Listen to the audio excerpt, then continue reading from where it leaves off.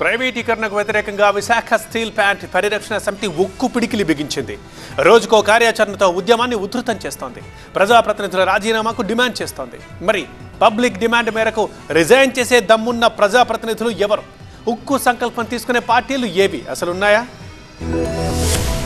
Visakha steel plant ప్రైవేటీకరణకు వ్యతిరేకంగా ఆందోళనలు మిన్నంటుతున్నాయి. ఉక్కు పరిరక్షణ సమితి, సిపిఐ, సిపిఎం, వామపక్షాల ఆధ్వర్యంలో ఉద్యమం ఉవ్వెత్తున ఎగిసిపడుతోంది. కేంద్రం స్టీల్ ప్లాంట్ ప్రైవేటీకరణకు పావులు కదుపుతుందన్న అనుమానంతో ఆందోళనలను తీవ్రతరం చేస్తోంది. ప్రజాప్రతినిధులపై ఉక్కు పరిరక్షణ సమితి ఒత్తిడి పెంచుతోంది. స్టీల్ ప్లాంట్ రక్షణ కోసం ఎమ్మెల్యేలు, ఎమ్మెల్సీలు, ఎంపీలు రాజీనామా చేయాలని డిమాండ్ చేస్తోంది. స్టీల్ ప్లాంట్ కోసం ప్రజాప్రతినిధుల రాజీనామాకు ఉద్యమకారులు డిమాండ్ చేస్తుండటంతో రాజకీయ పార్టీల గుండెల్లో రైళ్లు పరిగెడుతున్నాయి. ఈ డిమాండ్తో తమ ఇళ్ల ముందు ధర్నాలకు దిగితే పరిస్థితి ఏంటన్న టెన్షన్ పట్టుకుంది.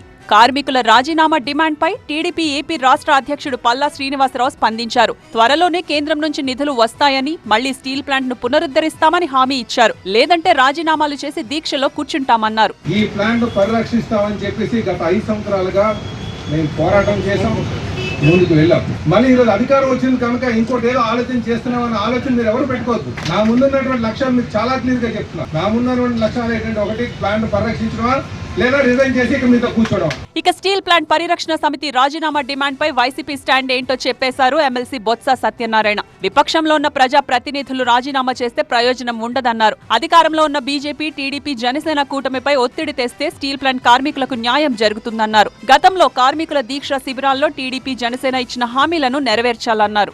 శాసనసభ్యుడో, పార్లమెంట్ సభ్యుడో, లేకపోతే నేను ఎమ్మెల్సీగా ఎలవెప్పుగా ఉండి మేమేదో రాజీనామాలు చేస్తే మా రాజీనామాల ఒరిగేది లేదు.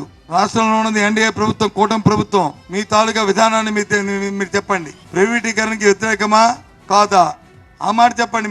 మీ రాష్ట్రంలో ఉన్న ముఖ్యమంత్రితోనే, ఉప ముఖ్యమంత్రితోనే ఆ మాట చెప్పించండి. స్టీల్ ప్లాంట్ ప్రైవేటీకరణను అడ్డుకునేందుకు త్యాగాలకే కాదు పోరాటాలకు సిద్ధమంటోంది ఉక్కు పరిరక్షణ సమితి. ఉద్యమంలో కలిసిరాని పార్టీలను, ప్రజాప్రతినిధులను వదిలిపెట్టేదే లేదంటూ అల్టిమేటం ఇస్తున్నారు కార్మికులు.